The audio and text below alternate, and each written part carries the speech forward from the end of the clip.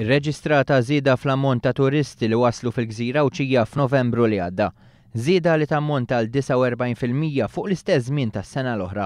L-Assoċjazzjoni Awċija Turiżmu nnutat kif din iż-żieda kienet riflessa direttament f'aktar illieli flukandi jew akkomodazzjonijiet oħra b'żieda ta' aktar minn 500 sodda.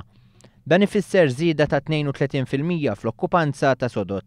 B'kollox f'Novembru żdiedu mal-4,600 turist li raqdu flukandi jew inkella guest houses. Dan ifisser żieda ta' 6.5% fuq is-sena l-oħra, b'dawn il-figuri ma jinkludux akkomodazzjonijiet fid-djar u farmhouses.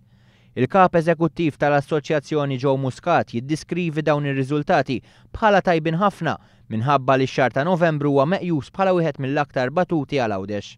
Hija żieda u din hija l-iktar waħda importanti minnhom kollha illi ġirat f'xahar illi aħna insibuh xahar diffiċli. Għax Novembru huwa l-ewwel xahar ta' xitwa pjuttost twila illi s-settur turistiku Awċi ħabbat wiċċu magħha.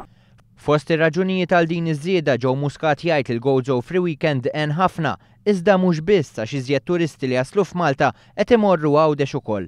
Il-kap eżekuttiv tal-Assoċjazzjoni Awċija qal ukoll li aktar ma jkun hemm impenn mis-settur privat mal-awtoritajiet, iktar jikbru r-riżultati pożittivi. Is-settur privat jekk jagħmel sinerġija ma' l-awtorità reġjonali allura hemmhekk ikun hemm iktar saħħa. L-Assoċjazzjoni tat-Turiżmu Awċija qalet ukoll li dawn ir-riżultati waslu grazzi għal sforz kollettiv li sar mill-Ministeru għal Għawdex, l-Awtorità Maltija t-Turiżmu u l-stakeholders kollha.